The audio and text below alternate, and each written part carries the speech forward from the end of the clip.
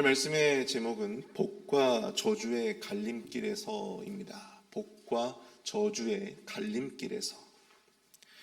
여러분들은 살면서 갈림길을 만나보신 적이 있으실 겁니다. 대부분 우리가 만나는 갈림길에는요, 표지판이라고 하는 것이 있죠. 그러나 표지판이 없는 갈림길을 우리는 만날 수 있습니다. 만약 그 각각의 길이 끝이 어디고 또 우리가 그 길에 다다를 때, 그 길의 끝에 다다를 때 무엇이 있는지, 어디로 통하는지 알 수 없다면 그것이 큰 문제가 되겠죠. 쉽게 돌아갈 수 있는 길이면 몰라도 그렇지 못한 길이라면 어쩔 수 없이 그것을 돌이키기 위해서 더 큰 수고를 감당해야만 할 것입니다. 그런데 그것은 우리의 인생도 마찬가지라는 것이죠. 우리는 살면서 수많은 갈림길을 만나게 됩니다.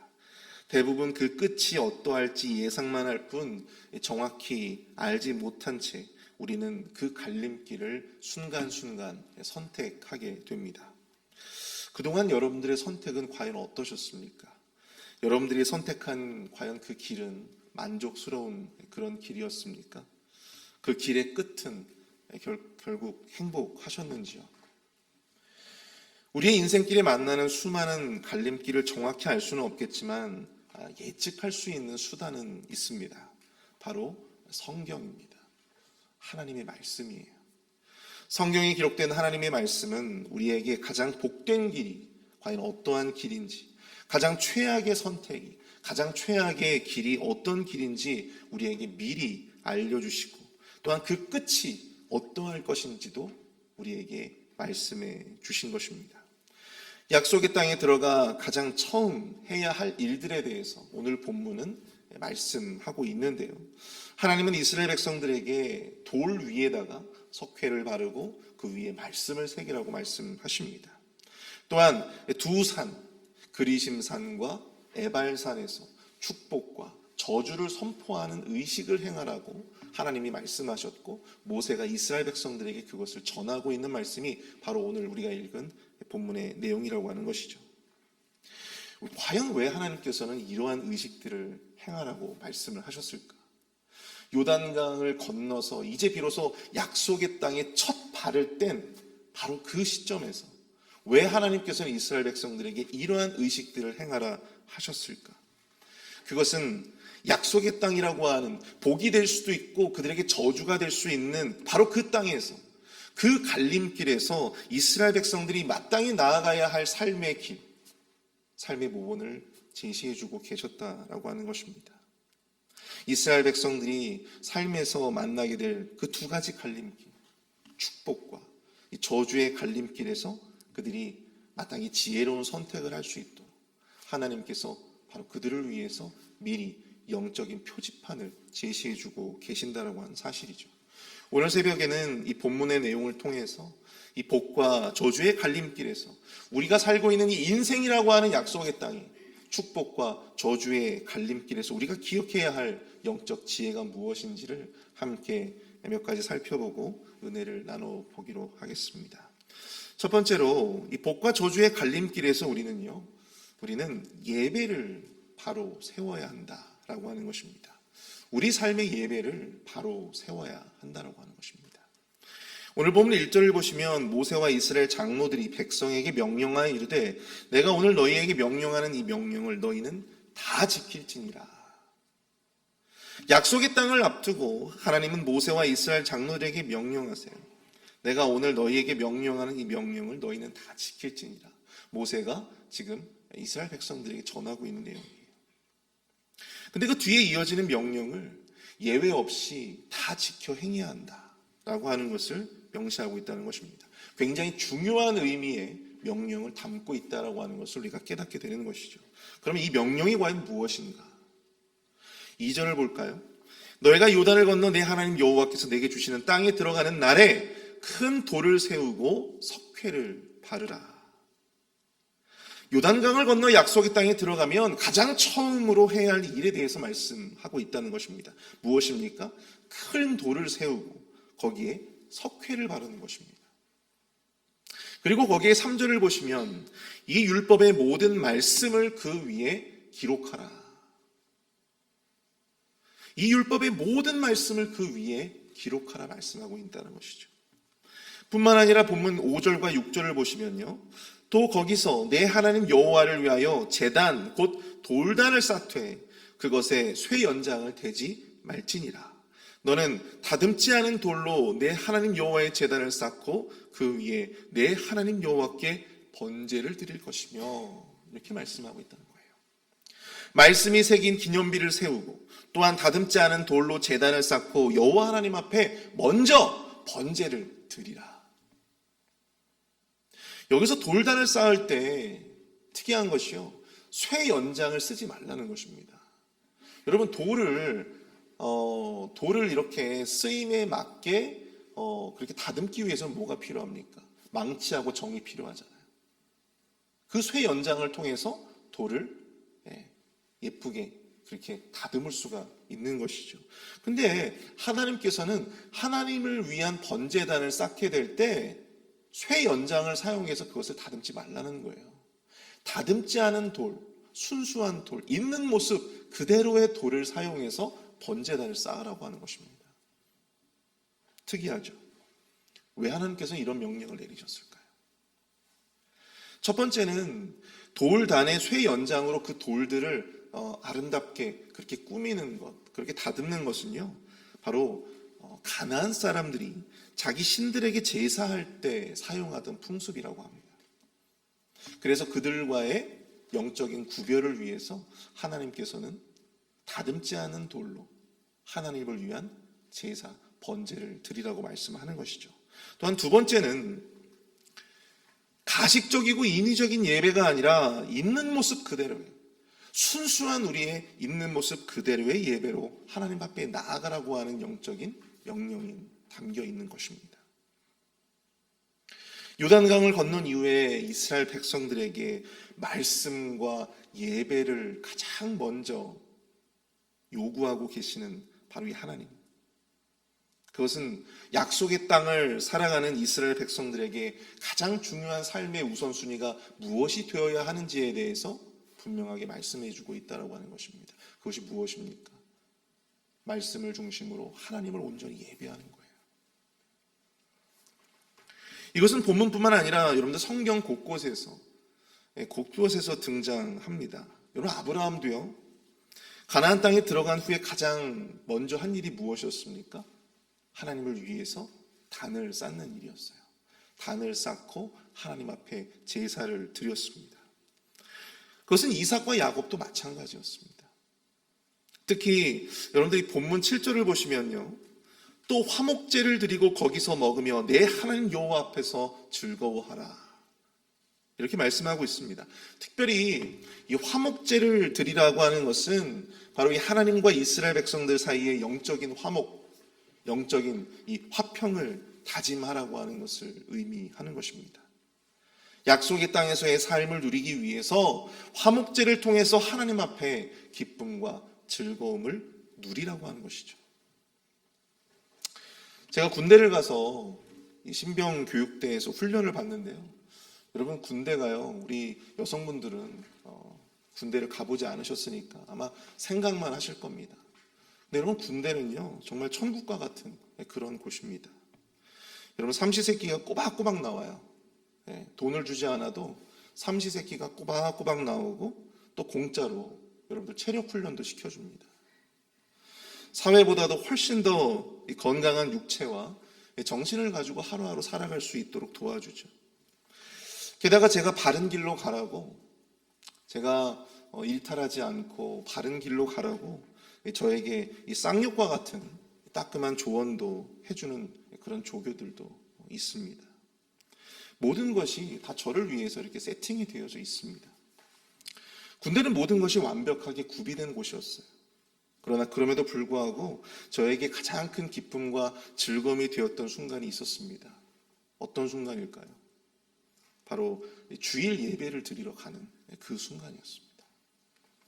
삶의 모든 것이 완벽하게 잘 구비되어 있었던 이 군대에서 예배는 저에게 정말 그 어떤 것과도 바꾸고 싶지 않은 이 마음의 평안과 기쁨을 주었다라고 하는 사실이죠. 그래서 일주일 내내 이 교회와 이 주일 예배가 기다려졌습니다. 예배를 생각하니까 일주일간의 그 모든 군 생활도 여러분들 기쁨으로 감당할 수가 있었습니다. 그때 저는 이 예배가 주는 기쁨이라고 하는 것이 바로 이런 거구나. 예배를 통해서 예배가 그냥 지루하고 그냥 우리가 어쩔 수 없이 해야 되는 어떤 그런 것이 아니라 정말 이 마음 가운데, 우리 삶 가운데 정말 기쁨과 은혜의 활력소가 될 수 있다라고 하는 사실을 제가 이 군대라고 하는 이 완벽한 그런 장소에서 제가 경험하게 되었다라고 하는 사실이죠. 여러분, 모든 것이 우리 삶에 완벽하게 구비되어져 있다 하더라도요, 여러분, 예배가 없으면, 우리가 예배를 통해서 은혜를 받지 못한다면 여러분, 그 완벽한 삶은 지옥이 되는 것입니다. 믿으십니까? 하나님께서 우리에게 열어놓으신 이 약속의 땅을 우리가 온전히 누리기 위해서 가장 먼저 필요한 것, 가장 중요하게 필요한 것이 무엇이냐면 바로 예배의 우선순위를 회복하는 일이에요. 예배의 우선순위를 회복하는 거예요. 예배의 회복은요, 여러분들, 우리의 선택이 아닙니다. 하나님의 자녀로서 복과 저주의 갈림길에서 여러분, 하나님의 복을 받기 위해서 우리가 선택해야 할 것이 아니고요, 그것은 우리의 생존을 위해서 필수적으로 우리가 감당해야만 하는 것이죠. 우리의 삶에 다른 모든 것이 구비되어져 있다 하더라도 우리가 온전한 예배로 나아가지 못한다면 우리는 결코 우리가 가진 그 모든 삶을 기쁨과 즐거움으로 누릴 수가 없게 된다고 하는 사실입니다. 오늘 본문에서 하나님은 이 화목제를 통해서 여호와 앞에서 즐거워하라고 말씀하십니다. 예배는 우리의 삶의 기쁨과 즐거움을 위한 하나님의 선물입니다. 우리가 가진 이 약속의 땅을 온전히 누리기 위한 여러분, 하나님의 은혜임을 여러분들 기억하시기를 바랍니다. 현대인들의 바쁜 일상, 그리고 이 이민 생활이라고 하는 특수한 상황상 예배를 우리의 삶의 가장 최우선의 순위로 놓고 살아간다고 하는 것은 여러분 쉽지 않은 도전이에요. 그러나 여러분 기억하십시오. 이것은 선택이나 권유가 아닙니다. 이것은 하나님의 명령입니다. 반드시 다 지킬지니라. 우리로 하여금 진정으로 그 땅에서 살게 하시기 위한 하나님의 명령임을 기억하시고 언제나 예배 가운데 여러분 전력을 다하여 그 예배를 사모하고 또 예배 중심의 삶을 살아가시는 저와 여러분들이 될 수 있기를 축복합니다. 두 번째로 이 복과 저주의 갈림길에서요, 우리는 삶의 정결을 회복해야 한다라고 하는 것입니다. 복과 저주의 갈림길에서 우리는 삶의 정결을 회복해야 한다. 여러분들, 오늘 본문의 11절부터 22절까지의 말씀에서 하나님은 축복과 저주를 선포하는 의식을 거행하라, 그렇게 말씀하세요. 하나님은 이스라엘 백성들이 요단을 건너면 지파들을 둘로 나누어서 한쪽은 축복을 선포하기 위해 또 한쪽은 저주를 선포하기 위해 각각 그리심산과 에발산에서 그 의식을 행하라고 말씀하십니다. 시므온 지파, 레위, 유다, 이사갈, 요셉, 베냐민 지파는 그리심산에서 축복을 선포하기 위해서 세우시고, 또한 루벤과 갓, 그리고 아셀과 스불론, 단과 납달리는 에발산, 저주를 선포하기 위한 에발산에 세우라 말씀하시죠. 여러분, 그리심산과 에발산에 대해서 아마 다 들어보셨을 겁니다. 당시에 이 그리심산은요, 초목이 무성하고 물이 풍부한 산으로 알려져 있었습니다. 그래서 어떻게 보면 이 축복의 상징성이 느껴지는 그러한 산의 모습이었어요. 그러나 에발산은 늘 그 산은 그늘져 있었고 또 나무가 풍성하지 않는 거의 없는 돌산으로서 이 사람들의 저주의 대상으로, 저주의 상징과 같이 여겨지던 곳이었습니다. 또한 위치적으로도 그리심산은요, 해가 뜨는 곳으로서 이 오른쪽의 위치에서 축복의 상징으로 여겨졌어요. 여러분, 성경에서도 보면 오른팔, 오른쪽, 이것은 뭘 뜻합니까? 하나님의 굉장히 큰 축복이나 어떤 승리의 상징으로 여겨지지 않습니까?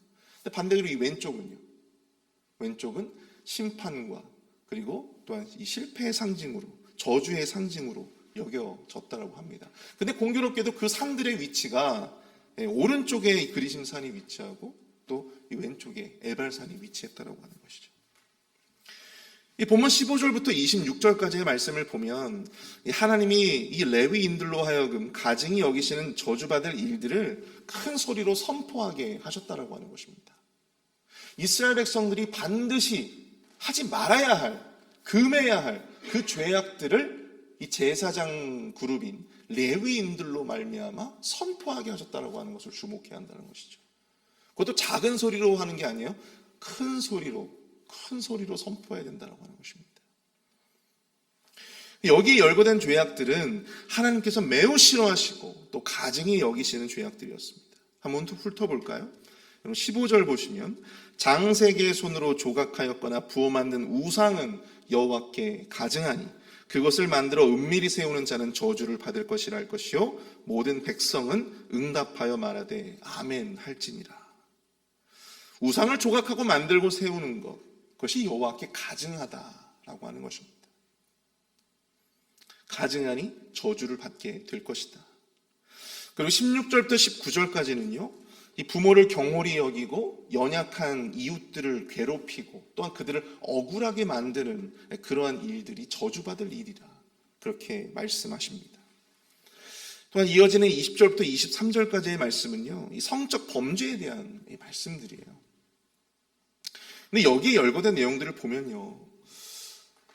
어떻게 인간으로서 이런 이 범죄를 저지를 수 있을까라고 하는 생각들을 해보게 됩니다. 이 아버지의 아내와 동침하는 자. 여러분, 아버지의 아내와 동침한다고 하는 것이 무슨 말입니까 도대체? 친어머니 혹은 새어머니와 함께 이 성적인 관계를 맺는 거예요.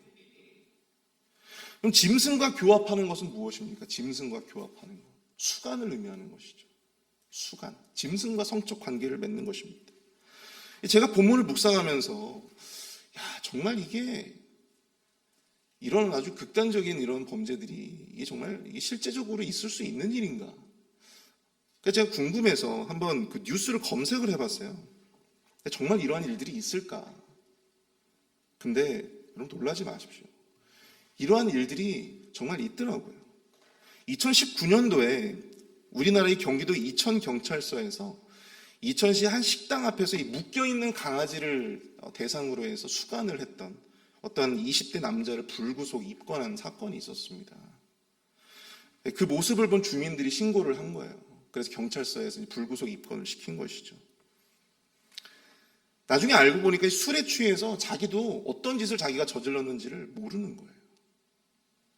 정말 그러한 자들이 여러분들 세상에 있더라고요. 여러분 충격적인 것은 무엇이냐면 또한 여러분들 성병 중에 이 매독이라고 하는 것이 있잖아요. 근데 이 매독이 어떻게 이 매독균에 의해서 매독이라고 하는 질병이 생겨나는 건데 이 매독균이 어떻게 이 세상에 처음 그 모습을 드러냈냐면 여러분들 그 중동에서 이 낙타와 더불어 이 목동들이 수간을 했을 때 그 결과물로 나온 것이 바로 이 매독균입니다. 이 매독균이 유럽에 전파되고 유럽에 정말 많은 사람들이 매독으로 목숨을 잃게 되었죠. 그래서 이 매독을 신의 형벌이다 그렇게 이야기하지 않습니까? 이어지는 본문 24절에서도 여러분들 그의 이웃을 암살하는 자는 저주를 받을 것이라 할 것이요 모든 백성은 아멘 할지니라. 여러분 이 암살이라고 하면 무슨 영화 같은 데서나 나올 법한 이야기잖아요. 근데 여러분들 이것도 버젓이 우리가 살고 있는 이 세상에서 버젓이 행해지고 있는 삶의 모습들입니다. 실제로 한국에서는요 어떤 운동권 출신의 시의원이 누군가에게 사주해가지고 암살을 청부한 사건이 있었습니다. 사랑하는 성도 여러분, 이 복과 저주의 갈림길에서 하나님께서 우리에게 원하시는 것은요 다른 것이 아닙니다. 바로 말씀을 따라 삶의 정결을 회복하는 일이에요. 여러분 하나님이 이 저주받아 마땅할 죄인들을 이 죄악들을 여러분들 이방인들에게 선포하신 것이 아닙니다. 이방인들에게 너 그러한 죄악들 짓지 마라 그렇게 선포하신 것이 아니란 얘기예요. 이 말씀을 선포한 대상자가 누굽니까? 바로 약속의 땅에 들어갈 이스라엘 백성들이었다라고 하는 것입니다. 이스라엘 백성들에게 이러한 죄악들을 짓지 말라고 지금 그렇게 명령하시는 거예요. 아무리 하나님의 백성이라고 하더라도 삶의 정결을 지켜내지 못하면 언제라도 이 말하기도 참 추잡스러운 이런 더러운 죄악들을 범할 수 있었기 때문입니다. 그리스도인이라 하더라도 얼마든지 하나님 아닌 다른 것을 우리의 우선순위로 삼고 우상 숭배의 죄를 범할 수도 있고요. 부모를 업신여기고 또 이웃들을 억울하게 만들고 해를 끼치는 죄악을 우리 그리스도인의 모습으로서 버젓이 그것을 범할 수도 있는 것이다라고 하는 것이죠. 아내를 배신하고 남편을 배신하고 외도 혹은 가족과의 근친 상간도 서슴없이 저지를 수 있는 것이 바로 우리 연약한 인간 아니겠습니까? 어떻게 그럴 수 있느냐고요. 여러분, 성범죄의 20%가 피해자의 바로 친가족입니다. 여러분, 이런 이야기를 들으시면 늘상 우리는 그런 생각을 갖습니다. 너무 익스트림한 얘기 아니에요? 너무 극단적인 이야기 아닙니까? 그런 이야기를 들으면 우리는 늘 제3자의 입장에서 듣습니다. 나는 절대 그런 일을 저지를 리가 없다. 그건 내 이야기가 아니다. 앞으로도 나에게는 그런 일은 일어나지 않을 것이다. 사랑하는 성도 여러분, 정말 그러실 수 있기를 축복합니다. 그러나 우리가 삶의 정결에 대한 의식이 없이 살아간다면, 분명 영적 기준이 없이 그저 흘러가는 대로 우리의 인생을 살아간다면, 여러분, 우리도 복의 길이 아니라 저주의 길로 얼마든지 들어설 수 있음을 경계해야 한다고 하는 사실이죠. 말씀을 기념비에 새겨 넣으라 하나님께서 말씀하신 것, 그것은 그 약속의 땅에서도 언제나 그 기념비를 바라보며 그것을 주목하라는 것입니다. 늘 보고 그것을 잊지 말고 지켜 나아가라고 하는 것이죠. 약속의 땅에서 그 기념비를 보면서 지금 세대나 혹은 나중 세대가 동일하게 그 말씀을 보고 그 말씀대로 순종하며 복의 길을 선택하라는 것입니다. 여러분, 우리의 의지가 얼마나 약한지 우리는 다 알고 있잖아요. 잠깐만 딴 생각하면 곁길로 나아가 있는 것이 바로 우리의 모습 아니겠습니까? 우리가 왜 말씀과 가까이 해야 하고, 우리가 왜 교회와 가까이 해야 하고, 우리가 왜 예배와 또한 예배 중심의 삶으로 나아가야 합니까? 그래야 우리가 이 바쁘고 분주한 정신없는 이런 일상 속에서 우리가 말씀을 따라 살아갈 깨달음과 동력을 얻을 수 있기 때문이에요. 말씀의 길로 선택하십시오.